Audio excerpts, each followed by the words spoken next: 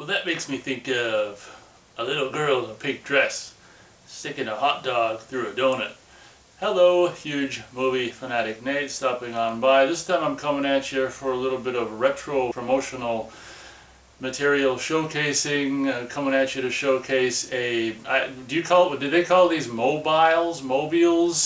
I don't know. You can hang it from the ceiling, you can set it up on a shelf, you can do all kinds of things with this promotional piece of work for video store promotional item for the me being my favorite film franchise of all time is Friday the 13th, and I saw with some buddies Jason Goes to Hell opening day August 13th 1993 at an undisclosed theater located somewhere in Minnesota. John D. LeMay was on hand to sign Jason Goes to Hell posters. I still have it to this day. The experience of meeting him was cool, even though it was kind of a bummer. I didn't know who he was at the time. It would have been cool if I had been a fan of the Friday the 13th series before meeting him. It would have been like, oh cool, you could sign it as Ryan or something like that, but alas, I wouldn't come to know the series until decades later. But yeah, this is a movie that I kind of tried to like, kind of half-ass liked a little bit after it came out on home video, and enjoyed the Kane Hodder bits, but pretty much always more or less hated, even if I didn't know it, in the immediate years following its release. Coming at you to showcase this mobile, we'll just say promotional video store item for Jason Goes to Hell. It's basically a two-sided thing that you can either stand up like this or hang from a ceiling, and that way it would just on its own rotate, and if it did rotate in the wind or whatever, just so happened to show, it's kind of got two different poster art designs, one on each side, as you can see, the more mainstream and recognizable poster being this, and then maybe the B artwork, or the lesser used or barely used at all artwork on this side. So you might notice, if you look at it like this, that it's kind of a 3D poster, in the sense that the nasty ass slimy snake thing actually is a different piece that you plug in to this mobile or promotional video store piece. So the snake kind of, if you look at it like that, you can see what I mean. The snake is, the two pieces of the snake going in and out of the eyes are separate pieces that are attached to give it a three-dimensional, yeah, you can really see it there with the light reflecting, three-dimensional appearance. Obviously, if you were to take those pieces out, the image would still be intact. It's not like if those pieces out, there's no snake at all. It's just a 2D snake if you were to remove these pieces and look at it. But that's the aspect in the aspect in which that this side is 3D. I guess you've just got those two protruding snake pieces, which really are kind of nasty and give it a 3D effect. Turning it around to this side, there's much more 3D going on. The actual hockey mask is 3D, the snake is 3D, and the flames are 3D. So in a way, this is kind of a cooler side. As you can see, the flames are 3D, the hockey mask itself, and just like with the other side, both halves of the snake are 3D. So this is a little more of a cool side for those more advanced 3D aspects to it. Taking a closer look at the conventional, more well-known side of this promotional item, the creator of the first returns to bring you the last. I don't know if that tagline really still exists in video releases of this film, because obviously there's since been more Jason films since this one, but at the time it was, going to be the second last of the, Jason films, as it were. The first final film being, of course, the fourth film and final chapter. Jason Goes to Hell was the ninth film and intended to be the second final film, which of course didn't happen. It'd be funny if they got on this kick where they start doing sequels where everyone's the final one. You could do Final Chapter Part 2, Final Chapter Part 3, Final Chapter Part 4, and so on. That'd be fun. The creator of the first returns to bring you the last. There's the original Jason Goes to Hell logo. You've got, it looks like just the name Jason is trademark. So if you've got that name, you're in violation of trademark apparently. And the title of Jason Goes to Hell is, oh okay, copyright, must be New Line Pictures. And I think they've kind of dropped this from recent video releases. We've got the Final Friday under there as well. Obviously you've already seen this 3D kind of worm thing panning further down.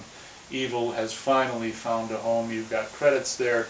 You can see in the bottom corner New Line Home Video, available on Laserdisc Image Entertainment. Incidentally, I used to have the Laserdisc for this. I don't think I have it anymore. I probably got rid of it when the DVD came out.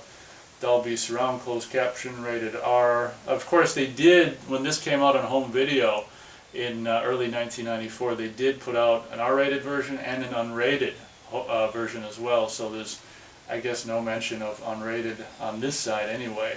And then on the other bottom quarter, Columbia TriStar Home Video. Looking at the alternate side, same thing. The creator of the first returns to bring you the last. Jason Goes to Hell, the Final Friday. Got your just black background, which is really kind of cool. The hockey mask, shiny hockey mask, really isn't so cool in this rendition.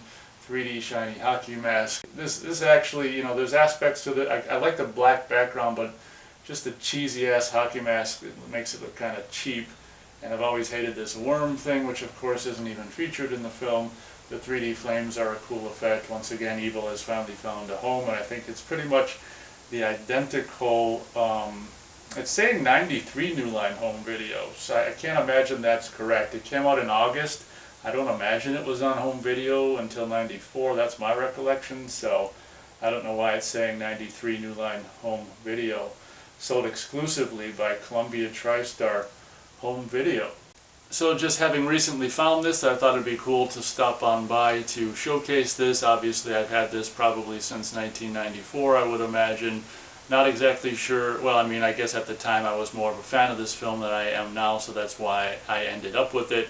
At the time, I mean, it seemed like an eternity from the, you know, from the last Friday the 13th film, or Jason film, as it were, being 1989 when you're young and a teenager and stuff. 1989 to 93 seems like an eternity. So I guess I was just, you know, happy to have something new even at the time, even if it was Jason Goes to Hell. And I, you know, ever since day one, I always enjoyed the Kane Hodder scenes of Jason Goes to Hell. And at the time, I really liked the look of Jason and the face and the hockey mask sunken into the big, you know, potato head or whatever the hell you want to call it.